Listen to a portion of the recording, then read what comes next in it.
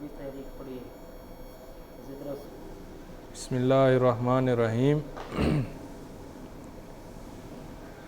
تاریخ عالم ایک نظر میں دعوت کے تناظر میں یہ ہمارا ایک مختصر سا بیان ہے، اس لیے کہ ہمیں پتہ ہو کہ پوری دنیا کی تاریخ ایک نظر میں کیا ہے، اور ہم اس فہم اس تصور کو اپنی دعوت تبلیغ کے سمجھنے میں سمجھانے میں اس کو استعمال کر سکیں. مسلمانوں کے نزدیک انسانوں کی تاریخ حضرت آدم علیہ السلام سے شروع ہوتی ہے. حضرت آدم علیہ السلام کے دور میں تمام ان کے بچے مسلمان تھے، موحد تھے، اور سلف صالحین. حضرت آدم علیہ السلام خود سلفی تھے. سلفی کا مطلب قرآن حدیث اور سنت پر چلنے والے، اور سنت کہتے ہیں جو چیز ثابت ہو، دین کے مصادر سے مستند ہو، ثابت ہو. بدعت کہتے ہیں کہ جو ثابت نہ ہو. اس وقت قرآن نہیں تھا لیکن اللہ کی وحی اترتی تھی، کوئی کتاب نہیں تھی لیکن اللہ کی وحی اترتی تھی. تو بے دین لوگ کہتے ہیں کہ انسان شروع میں مشرک تھا،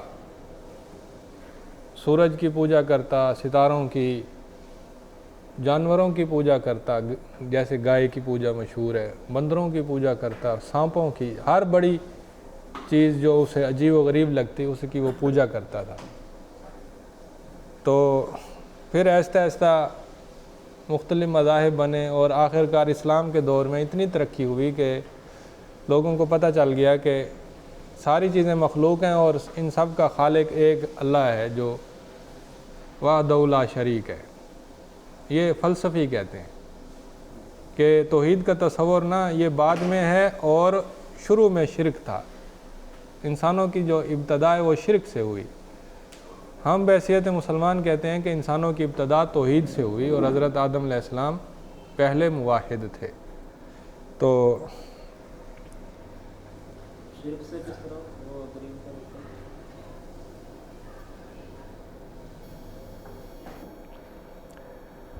تو حضرت آدم علیہ السلام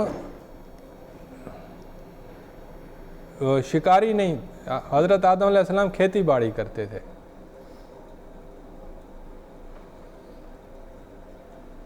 حضرت آدم علیہ السلام کھیتی باڑی کرتے تھے. بچوں کی تعلیم جو ان کے دور میں دین تبلیغ تھی اس کے مطابق وہ بچوں کی تعلیم تربیت کرتے تھے. پھر آہستہ آہستہ ان کے نیک لوگ فوت ہوئے. پچھلے لوگوں نے بعد میں ان کے بت بنائے اس لیے کہ ہمیں ان کی یاد آئے گی اور ہم اللہ کی عبادت کریں گے. لیکن آہستہ آہستہ وہ بتوں کی عبادت شروع ہو گئی، اور حضرت نوح علیہ السلام کے دور میں بت پرستی تھی، اور حضرت نوح علیہ السلام نے اللہ کے حکم پر لوگوں کو دعوت تبلیغ دی اور کہا کہ بتوں کی عبادت چھوڑ دو، ایک اللہ کی عبادت کرو. یہ ہمارے تصورات ہیں، ٹھیک ہے، جو قرآن نے ہمیں سکھائے ہیں. حضرت نوح علیہ السلام کی عمر 950 سال تھی، یہ قرآن سے ثابت ہے. اس دور میں اتنی لمبی عمریں ہوتی تھیں، یہ قرآن سے حدیث سے ثابت ہے کہ نبی صلی اللہ علیہ وسلم نے فرمایا پرانے دور میں لمبی عمریں ہوتی تھیں. اب جو بے دین لوگ ہیں وہ کہتے ہیں کہ شروع میں ڈائنوسار کا دور تھا، اس سے بھی پہلے ایک پوری تاریخ تھی کہ پہلے سب سے سادہ جانور یا سادہ پودا پیدا ہوا، پھر اس سے ارتقاء ہوا، پھر اس سے کئی انواع بنی، پھر انسان بنا، پھر انسان جنگلوں میں رہتا تھا، رسول وغیرہ بالکل نہیں آئے، انسان نے خود سب کچھ سیکھا. اس نے جانوروں کو سدھانا سیکھا، کتا اس نے سدھایا اور گھوڑے سدھائے. پہلے یہ بھی نہیں جانتا تھا، پھر اس کو آگ کا پتہ چلا، پھر اس نے آگ جلانی سیکھی، پھر اسے پہیے کا پتہ چلا، اس نے پہیا بنایا. پھر یہ شکار کرتا تھا، اس کو لوہے کا پتہ چلا، اس نے تیز دھار چیزیں بنانی شروع کر دیں. پھر تو اس طرح سے نا آہستہ آہستہ یہ انسان نے ترقی کی. ہم یہ کہتے ہیں کہ نہیں، آدم علیہ السلام بہت ساری چیزیں سیکھ کر آئے، دعوت، تبلیغ وغیرہ تو کرتے ہی تھے، لیکن مادی علوم بھی جو اس دور کی ضرورت تھی وہ سیکھ کر آئے، کھیتی باڑی مثلاً وہ سیکھ کر آئے، ٹھیک ہے۔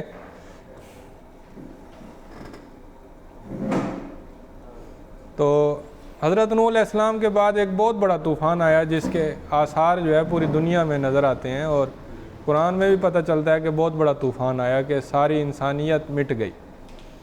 بعد میں حضرت نوح علیہ السلام کی اپنی اولاد سے دوبارہ انسانیت جاری ہوئی۔ حضرت ابراہیم علیہ السلام کا دور جو تھا اس میں بھی اکثر جو آبادیاں تھیں، دور دور بستیاں تھیں، اور بادشاہت کا دور بھی شروع ہو چکا تھا۔ آپ جانتے ہیں کہ شروع میں بادشاہت بھی نہیں تھی، قبیلے ہوتے تھے، چھوٹے چھوٹے قبیلے، اور وہ دریاؤں کے کناروں پر رہتے تھے، کھیتی باڑی بھی شروع ہو گئی، اور پھر اس کے بعد بادشاہت کا دور آ گیا کہ بادشاہ بننے لگ گئے۔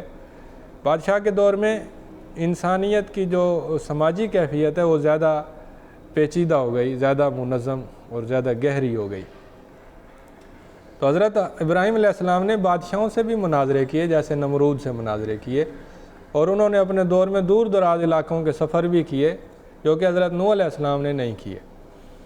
تو حضرت ابراہیم علیہ السلام عرب میں بھی رہے، اور فرات یعنی عراق میں بھی گئے، مصر میں بھی گئے، وہاں سب علاقوں میں گئے۔ پھر ان کے بچوں نے بہت بڑی محنت کی، بیت المقدس قائم ہوا، حضرت اسحاق علیہ السلام نے کیا، حضرت ابراہیم علیہ السلام اور ان کے بیٹے حضرت اسماعیل علیہ السلام نے کعبہ بیت اللہ کو اس کی بنیادوں پر دوبارہ کھڑا کیا، حالانکہ وہ پہلے موجود تھا۔ پھر حضرت یعقوب علیہ السلام سے انبیاء کی ایک پوری نسل چلی جو کئی صدیوں تک وہ بت پرستی کے خلاف محنت کرتی رہی، اللہ نے تورات اتاری، انجیل اتاری۔ یہ ہے ہمارا تصور انسانیت کے بارے میں، ٹھیک ہے۔ جو دوسرے لوگ ہیں وہ کہتے ہیں کہ 5000 سال پہلے تک کی تو تاریخ کا ہمیں پتہ ہے، 2000 سال کی تاریخ تو حضرت عیسیٰ علیہ السلام کی زندگی سے شروع ہوتی ہے، اس کی تو پکی خبر ہے، ہمیں اس کی کتابیں بھی ملتی ہیں۔ لیکن اس سے پہلے 3000 سال وہ کہتے ہیں کہ بعض قیاس آرائیوں کے مطابق وہ ابراہیم علیہ السلام کے دور تک جاتا ہے۔ 5000 سال پہلے تک ہندوؤں کی کتابیں، ہندوؤں کا دور، ہندوؤں کا مذہب، یہ بھی ہمیں مل جاتا ہے۔ تو لیکن جو معلوم تاریخ ہے جو بے دین لوگوں کے نزدیک، وہ ہے یونانی دور سے شروع ہوتی ہے۔ یونانی دور جو ہے حضرت عیسیٰ علیہ السلام کی پیدائش سے 500 سال پہلے کا ہے، ٹھیک ہے۔ یونانی دور جو یونان کے غلبے کا دور ہے، طاقت کا دور ہے۔ بیٹھ جائیں۔ تو اس دور میں بہت سارے فلسفی آئے، ڈھیر سارے، ان میں 3 بڑے فلسفی مشہور ہیں، ارسطو، افلاطون اور سقراط۔ اور اس دور کا ایک بہت بڑا سپہ سالار سکندر اعظم بھی مشہور ہے، 323 قبل مسیح یہ فوت ہوا تھا، اور اس نے اپنے دور کے بہت بڑے بڑے علاقے فتح کیا، یونان سے چلا اور چلتے چلتے وہ بر صغیر تک آیا۔ اور بر صغیر میں جو علاقہ ہے نا دیر اور چترال وغیرہ کا، یہاں پر اس کے کچھ فوجی رہ بھی گئے تھے، اور انہوں نے کہا ہم واپس نہیں جاتے۔ یہاں ان کی شادیاں ہوئیں، یہاں ان کے بچے ہوئے، وہ نسل ابھی تک موجود ہے یونانیوں کی، اور ان کے شکل و شباہت یونانیوں سے ملتی ہے۔ پہلے کے ہیں، اور ارسطو، افلاطون اور سقراط یہ فلسفے کی دنیا میں بہت بڑے نام ہیں، اور یونانی فلسفہ مغربی فلسفوں کے لیے ایک بنیاد اور ایک قاعدے کی شکل رکھتا ہے۔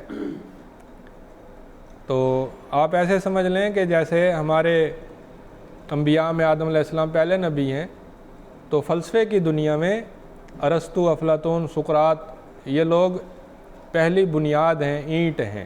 انسانی فلسفہ، وضعی فلسفہ، جو انسان کا ذاتی عقلی فلسفہ ہے، جو انبیاء کی تعلیمات سے بالکل آزاد ہے۔ تو شروع میں یہ جو فلسفہ تھا نا، یہ اپنے مقامی جو ارد گرد والے ماحول سے جب ٹکرایا نا، تو وہ ماحول بت پرست تھا، اور فلسفی انہوں نے فلسفے کی بنیاد پر بت پرستی کو غلط قرار دیا۔ الہام یا وحی کی بنیاد پر نہیں یا انبیاء کی تعلیمات کی بنیاد پہ نہیں، یہ لوگ بالکل خالص دہریے بھی نہیں تھے، لیکن انبیاء کے طریقے پر اللہ کو بھی نہیں مانتے تھے۔ بہرحال ان کے اثرات ابھی تک موجود ہیں یونانی دور کے، کیونکہ مغربی فلسفے کا جو احیاء ہوا ہے جدید فلسفے کا 1600 کے بعد، وہ یونانی فلسفے کی بنیاد پر ہی ہوا ہے۔ مشرقی فلسفہ جو تھا نا وہ مذاہب کے ماتحت تھا، اس لیے اس کی کوئی الگ سے قدر و قیمت نہیں بنتی۔ اس کے بعد آپ دیکھیں رومی دور ہے۔ رومی دور روم کے ارد گرد کے قبائل تھے، وحشی تھے، لڑنے بھڑنے کے ماہر تھے، اور انہوں نے بڑی بڑی سلطنت قائم کی۔ اپنے ارد گرد کے لوگوں کو انہوں نے مغلوب کیا، تاکہ یونان کو بھی مغلوب کر دیا۔ یہ قانون کے ماہر تھے، فلسفے کے ماہر نہیں تھے، یہ قانون کے ماہر تھے۔ انہوں نے بہت بڑی سلطنت قائم کی، تو اس کو چلانے کے لیے جو جو ضروریات تھیں وہ ساری ضروریات، کھڑے ہو جائیں، ہاں، انہوں نے ساری ضروریات پوری کی، اور تقریباً 500 سال تک یہ اپنے ماحول میں غالب رہے۔ یہ یونان اور روم میں موجودہ کون سے ملک ہے؟ یہ تو پرانے نام ہے۔ یونان آج کل بھی یونان ہے، گریس اسے کہتے ہیں، گریس، اور اس میں ابھی بھی وہ علاقے موجود ہیں ارسطو افلاطون کے۔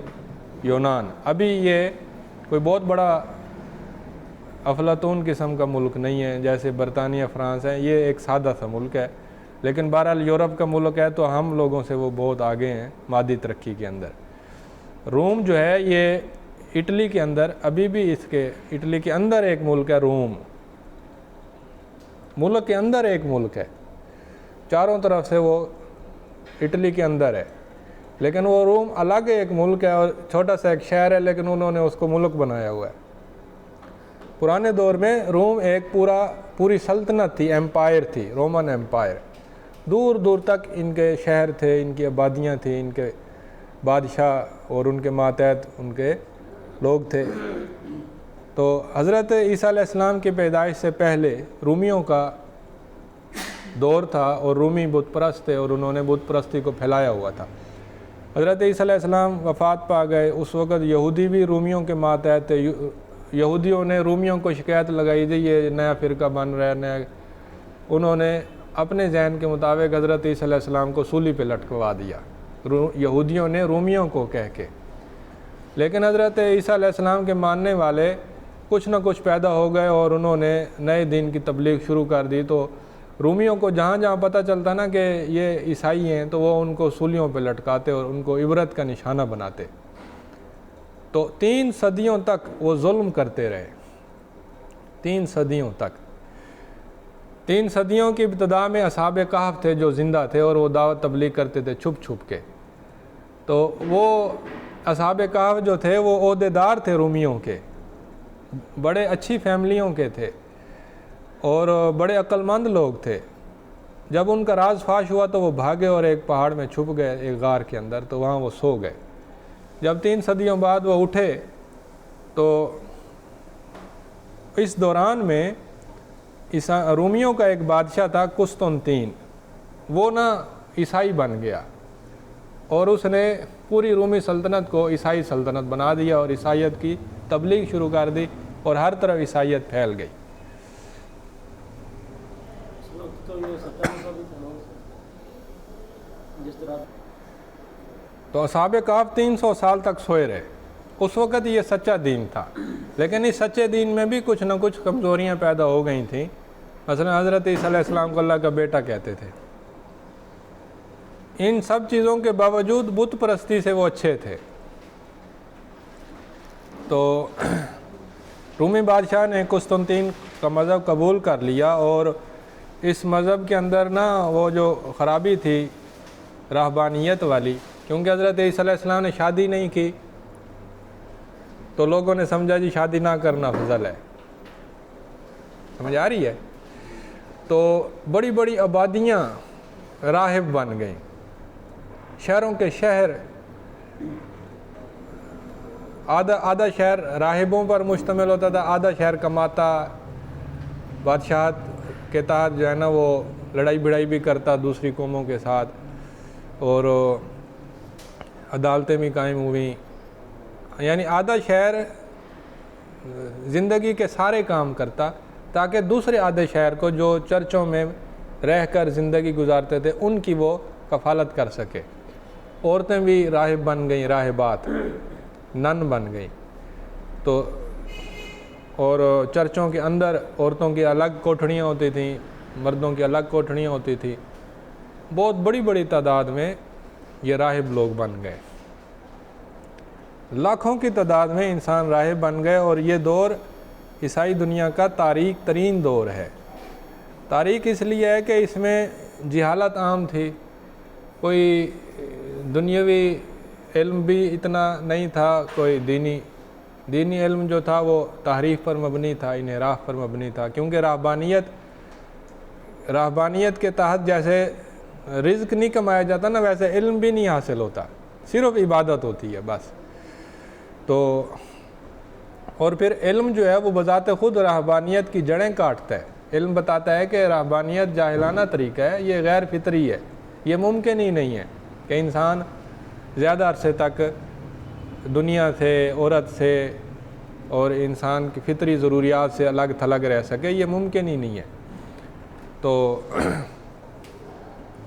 حضرت نبی اکرم حضرت محمد صلی اللہ علیہ وسلم 632 عیسوی میں پیدا ہوئے۔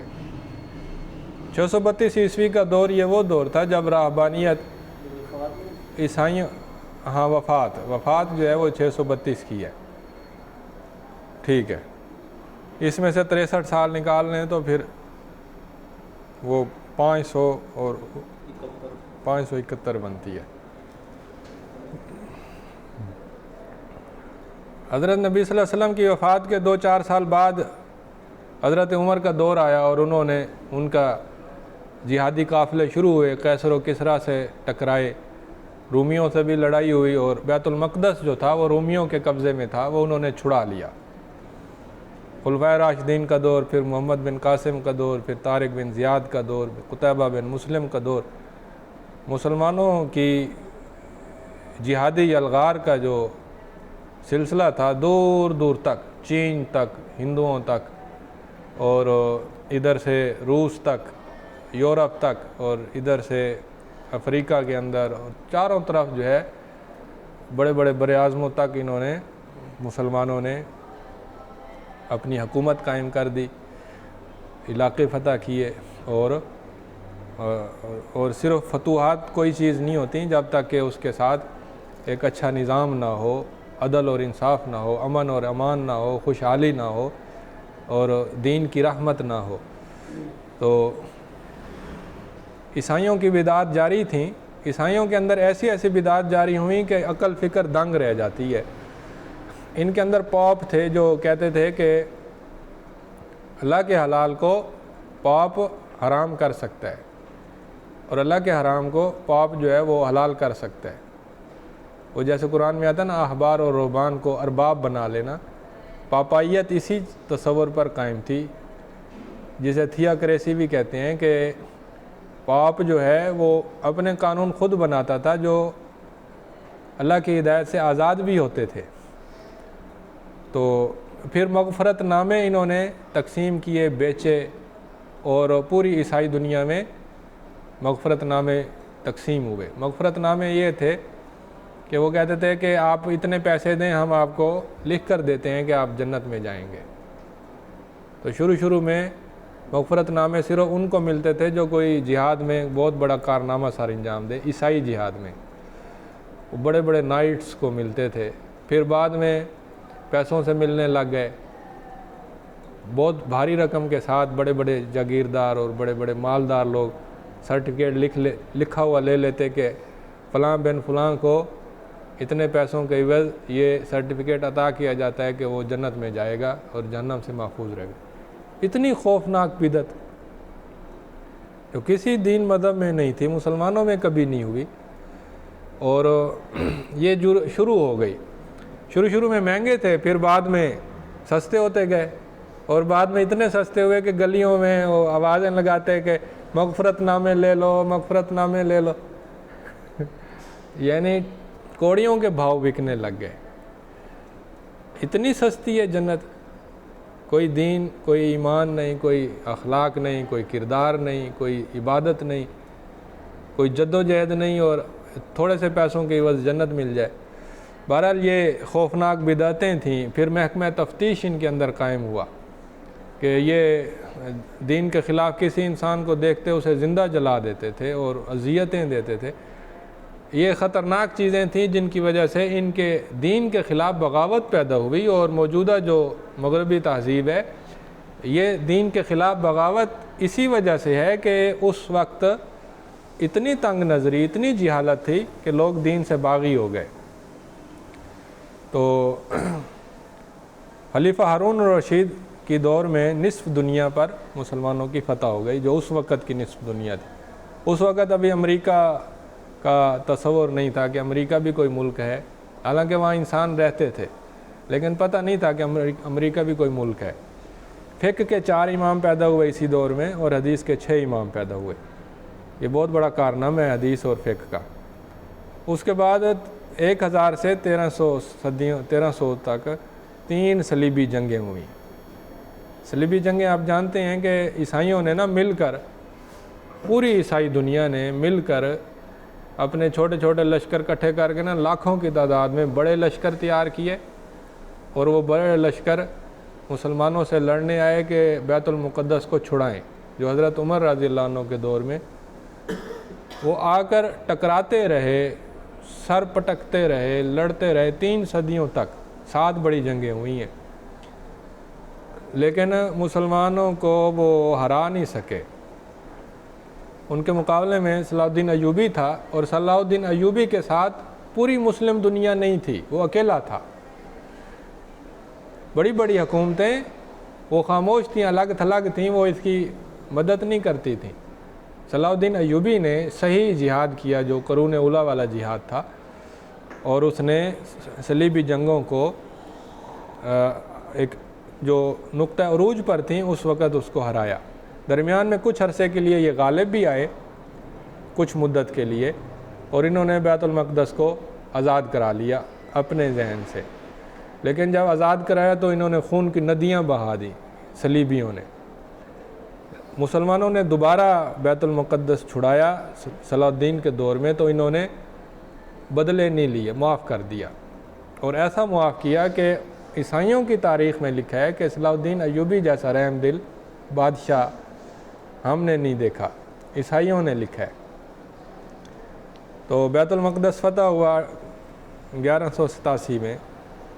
ہلاکو خان 1285 میں آیا. یہ ایک بہت بڑا عذاب تھا مسلمانوں کے لیے, جس کی وجہ سے بغداد کی تباہی ہو گئی. بغداد اس وقت سب سے زیادہ متمدن, دینی لحاظ سے بھی اور دنیاوی لحاظ سے سب سے زیادہ طاقتور شہر تھا, مسلمانوں کے خلیفے کا دارالحکومت تھا. یہ پہلی 5 صدیاں جو ہیں یہ اجتہاد کی صدیاں تھیں اور جہاد کی صدیاں تھیں, اور ایمان کی, اخلاق کی, کردار کی. مسلمان دین میں بھی اچھے تھے, دنیا میں بھی اچھے تھے پہلی 5 صدیوں میں. ہلاکو خان کا جو حملہ ہوا وہ بھی ایک اللہ کی طرف سے تعزیانہ تھا کہ تم آہستہ آہستہ پیچھے ہٹ رہے ہو اپنے دین سے, واپس لوٹ آؤ. تو ہلاکو خان کے بعد ایک دفعہ پھر مسلمان دوبارہ زندہ ہوئے. سلطنت عثمانیہ کی بنیاد 1300 کے اندر رکھی گئی لگ بھگ, اور 1400 کے اندر کولمبس نے امریکہ دریافت کیا. امریکہ آپ جانتے ہیں کہ یورپ اور امریکہ کے درمیان بہت بڑا سمندر ہے. اس وقت جو یورپ کے لوگ تھے اور مسلمان بھی, وہ جب اپنا ساحل چھوڑ کر آگے جاتے تو کچھ آگے جاتے, لیکن جب دیکھتے سمندر ختم ہی نہیں ہو رہا ہے تو واپس آ جاتے. تو کولمبس نے کہا کہ نہیں, میں آگے چلتا ہی جاؤں گا جب تک کہ دیکھ نہ لوں کہ آگے ہے کیا. وہ سمجھتے تھے کہ آگے سمندر کے بعد آگے ایک کھائی آتی ہے اور وہ پھر انسان کہیں گر جاتا ہے اور پتہ نہیں کہاں چلا جاتا ہے. وہ چلتے ہی گئے, چلتے گئے, تو آگے آخر میں وہ ایک علاقہ آ گیا, خشکی آ گئی. تو کولمبس نے وہاں دیکھا انسان بھی رہتے تھے. وہ انسان جو تھے وہ وہ انڈیا کے شکل و صورت والے تھے، یعنی نہ گورے تھے نہ کالے تھے، تو انہوں نے ان کو ریڈ انڈین کا نام دیا۔ انہوں نے سمجھا ہم نا انڈیا میں آ گئے ہیں، یعنی ہم زمین کے نیچے سے گھوم کر انڈیا میں آ گئے، حالانکہ وہ ابھی پورا نہیں گھومے تھے۔ تو کولمبس نے امریکہ دریافت کیا 1422 میں، اور سلطان محمد فاتح نے قسطنطنیہ فتح کیا 1453 میں۔ قسطنطنیہ ایک بہت بڑا مرکز تھا، یعنی روم کا جو مرکز تھا نا، جو اٹلی کے اندر روم ہے، وہ منتقل ہو کر قسطنطنیہ میں آ گیا تھا، اور قسطنطنیہ ان کی سب سے بڑی طاقتور سلطنت تھی اور مرکز بھی تھا، دارالحکومت تھا۔ سلطان محمد فاتح نے بڑی جد و جہد کے بعد، ان سے پہلے بہت سارے سلاطین کوشش کرتے رہے، لیکن سلطان محمد فاتح زیادہ طاقتور، زیادہ عالم فاضل نکلا اور اس نے یہ کام کر دکھایا۔ تو آج کل قسطنطنیہ استنبول کہلاتا ہے۔ تو اسی دوران اندلس کا زوال ہو گیا، ادھر سے مسلمان قسطنطنیہ کو فتح کرتے ہیں، ادھر سے عیسائی جو ہیں اندلس پر قابض ہو جاتے ہیں اور مسلمانوں کو بے دخل کر دیتے ہیں۔ اسی دوران 1500 کے بعد نئی نئی تحریکیں پیدا ہوئیں۔ کوپرنکس کی تحریک، اس نے کہا کہ سورج زمین کے ارد گرد گھوم رہا ہے۔ پہلے یہ نظریہ تھا کہ سورج زمین کے گرد گھوم رہا ہے، کوپرنکس نے بتایا کہ نہیں، زمین سورج کے گرد گھوم رہی ہے۔ مارٹن لوتھر کی تحریک آئی، احیاء علوم ہوا۔ واسکو ڈے گاما نے افریقہ کے نیچے سے سمندری رستہ تلاش کر کے انڈیا تک پہنچا۔ سمجھ آ رہی ہے؟ پہلے جو تھا وہ خشکی کے رستے سے آتے تھے انڈیا تک، اور یہ نیا رستے کا پتہ ہی نہیں تھا۔ واسکو ڈے گاما نے یہ نیا رستہ تلاش کیا، اور اس کے بعد پھر کیپٹن کوک ایک کیپٹن تھا، یہ بھی یورپی علاقے کا تھا، اس نے آسٹریلیا دریافت کیا۔ جب یہ دریافتیں ہو گئیں تو یورپ کے لوگ سمندری رستے سے انڈیا آئے، اور یہاں آ کر انہوں نے حکومت قائم کی، اور مقامی لوگوں کو انہوں نے ماتحت غلام بنایا، اور 1947 میں پاکستان آزاد ہوا۔ سمجھ آ رہی ہے؟ 1757 میں انہوں نے سراج الدولہ کو شکست دی، اور 1757 سے 1857 تک بنگال کے اندر انہوں نے حکومت قائم کی 100 سال۔ 1857 سے 1947 تک لگ بھگ 90 سال انہوں نے پورے ہندوستان پر قبضہ کر کے حکومت کی۔ تو یہ سارا واسکو ڈی گاما کی وجہ سے، اس کی دریافت کی وجہ سے ہوا۔ کیپٹن کوک نے جو آسٹریلیا دریافت کیا، تو آسٹریلیا کے اندر یہ لوگ پہنچ گئے سارے، یورپ کے بڑے بڑے تاجر اور بڑے بڑے جو لوگ تھے، انہوں نے وہاں کی مقامی آبادیوں کو اتنا مارا کہ ان کو فنا کر دیا، اور پورے آسٹریلیا پر انہوں نے اپنی آبادیاں قائم کر دی۔ سمجھ آ رہی ہے بات کی؟ تو اب جو آسٹریلیا کے پرانے جو باشندے ہیں وہ چھپ گئے، مر کھپ گئے، وہ مٹ گئے، لیکن کچھ نہ کچھ لوگ تھوڑی سی تعداد میں باقی رہ گئے۔ جیسے ریڈ انڈینز کو بھی 3 صدیوں تک یورپ کے مہاجرین جو دنیا پرست مہاجر تھے، دینی معنوں میں نہیں ہے، یورپ کو چھوڑ کر جو امریکہ میں جا کر آباد ہوئے، انہوں نے وہاں کے مقامی ریڈ انڈین لوگوں کو اتنا مارا کہ 3 صدیوں کے اندر فنا کر دیا۔ اب وہ جو چند لوگ بچے کچے ہیں ہزاروں کی تعداد میں، وہ انہوں نے بطور نمونہ رکھے ہوئے ہیں کہ یہ پرانی نسل ہے۔ آسٹریلیا کے اندر بھی ایسا ہی ہوا، اور پرانی نسل کے چند لوگ موجود ہیں۔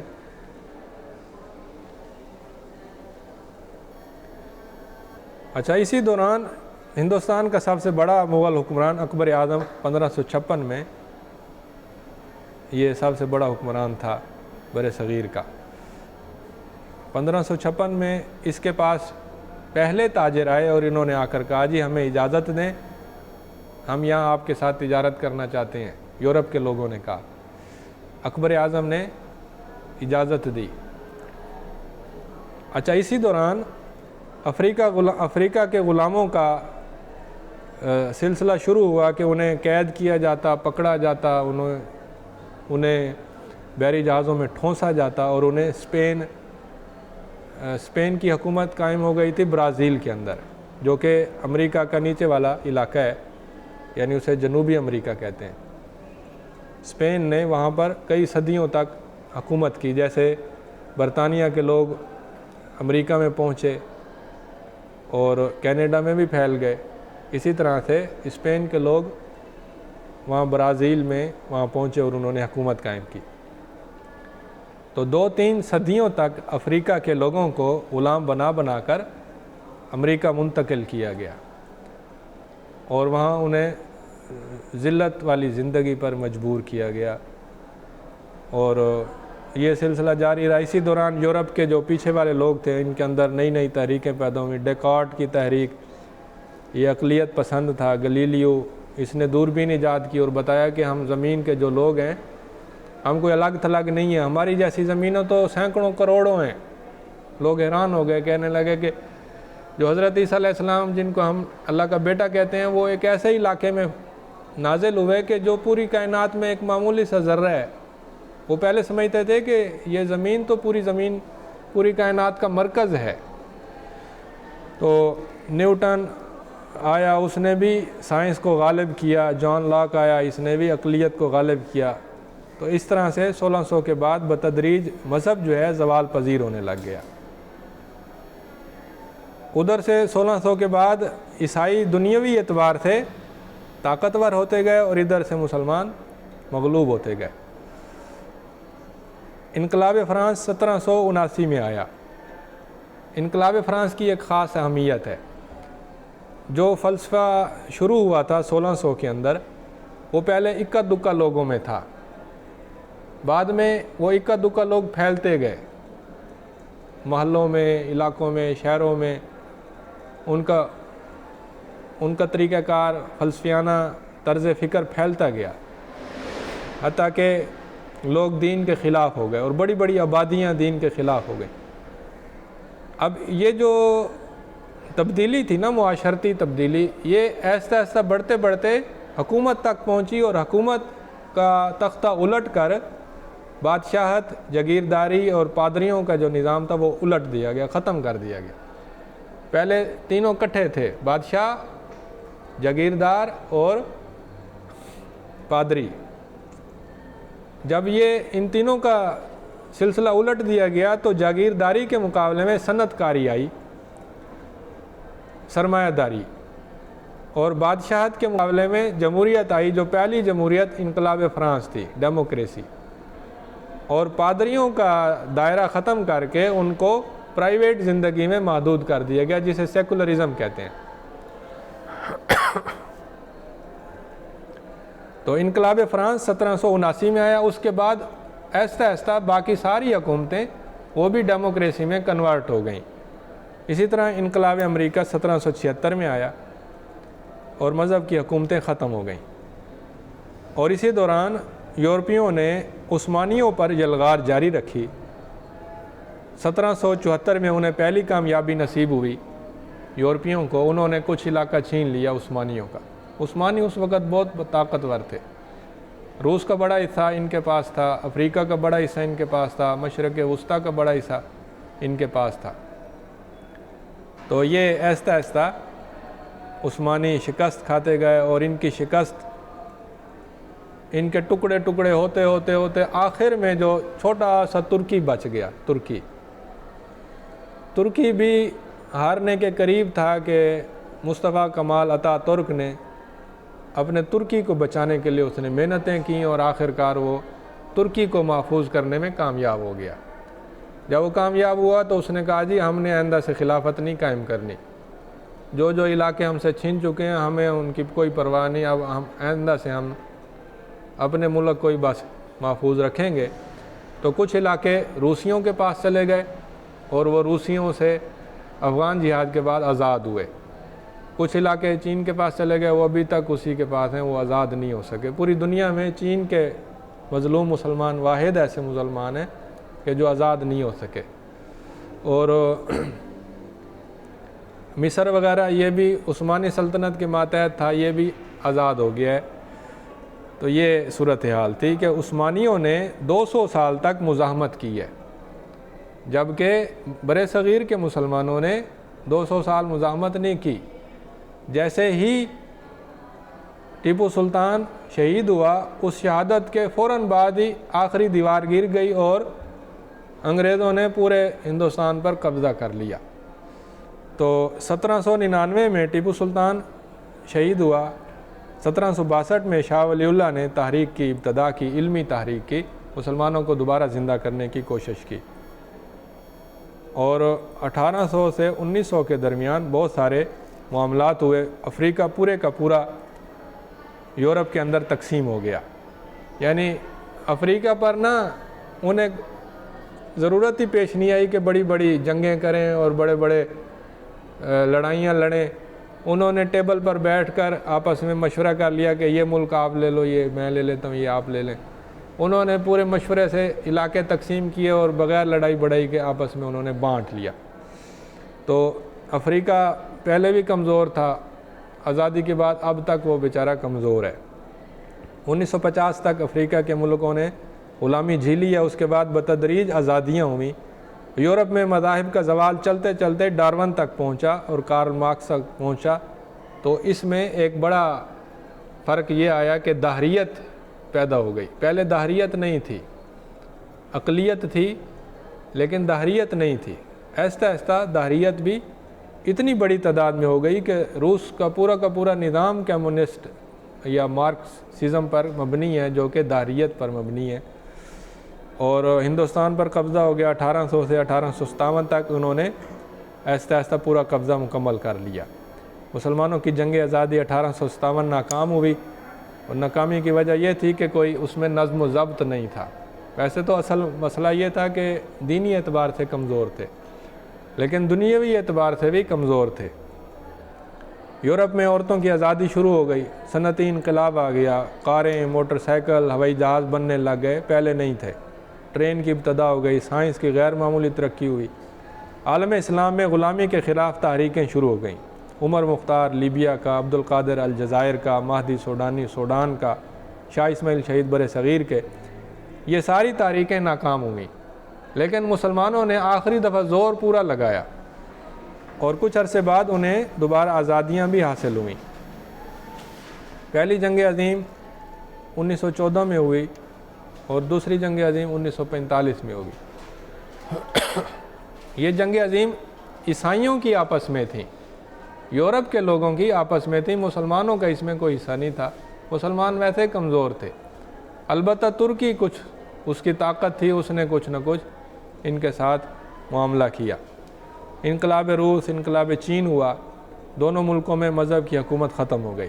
اسرائیل کا قیام 1948 میں ہوا، یہ دنیا میں پہلی جدید یہودی ریاست بنی جو کہ برطانیہ کی سرپرستی میں قائم ہوئی، برطانیہ کی۔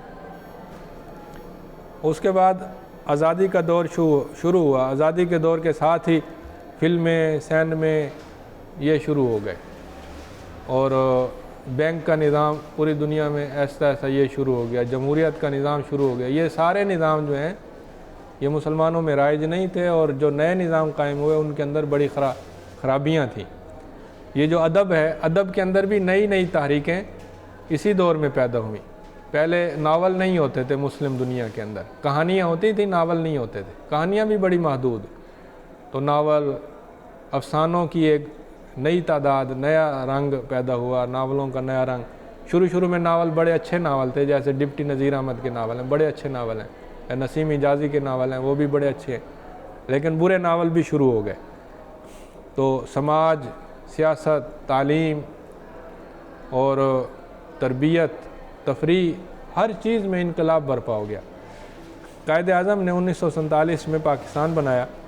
1960 کے بعد پوسٹ ماڈرنزم کی تحریک شروع ہوئی۔ یہ تحریک کہتی ہے کہ یورپ نے جتنی ترقی کی ہے یا جتنے افکار پیدا کیے ہیں، یہ افکار لغو ہیں، یہ حقیقت پر مبنی نہیں ہے۔ لیکن حقیقت ہے کیا، ہم وہ نہیں جانتے، لہذا جو چل رہا ہے وہ ٹھیک جا رہا ہے۔ البتہ پیچھے جو کچھ ہم نے کیا اب ہمیں اس پر اصرار نہیں ہے۔ ماڈرنزم کی تحریک میں یورپ یہ کہتا تھا کہ ہماری فکر، ہمارا فلسفہ، ہماری سوچ بہتر ہے لوگوں سے، یعنی ڈیموکریسی بہتر ہے، بینکنگ بہتر ہے، حرص و حوث بہتر ہے، سرمایہ داری بہتر ہے، انسانی حقوق بہتر ہے۔ پوسٹ ماڈرنزم میں وہ کہتے ہیں کہ نہیں، ہم نے جو سوچا تھا وہ صحیح نہیں تھا، لیکن ہمارے پاس کوئی متبادل بھی نہیں ہے۔ تو آزادی کی تحریکیں اکثر ملکوں میں کامیاب ہوئیں، لیکن آزادی کے فوراً بعد اسلامی حکومت قائم نہیں ہوئی، بلکہ مغربی جمہوری نظام قائم ہوئے، مغربی تعلیم کا فروغ ہوا، سماجی اور معاشی گلوبلائزیشن ہوئی، یعنی پوری دنیا میں ایک ہی جیسی مغربی تہذیب پروان چڑھی اور اب تک پروان چڑھ رہی ہے۔ 21ویں صدی جو 2000 سے 2024 تک ہے، اس میں ایک بہت بڑا ایٹم بم پھٹ گیا پوری دنیا میں، اور وہ ہے میڈیا کا ایٹم بم۔ کہ پہلے جو برائی ہوتی تھی نا VCR میں یا فلموں میں یا سینماؤں میں، اب اس میں سرچ کی سہولت آ گئی ہے اور ہر ایک کے پاس اس کا اپنا موبائل آ گیا ہے۔ یہ 2000 کے بعد 2024 تک یہ ایسی خرابی پیدا ہوئی کہ جو اس سے پہلے اس کا تصور ہی نہیں تھا کہ آپ اپنی پسند کی چیز ڈھونڈیں، اچھی سے اچھی ڈھونڈیں، بری سے بری ڈھونڈیں، آپ کو سہولت ہے۔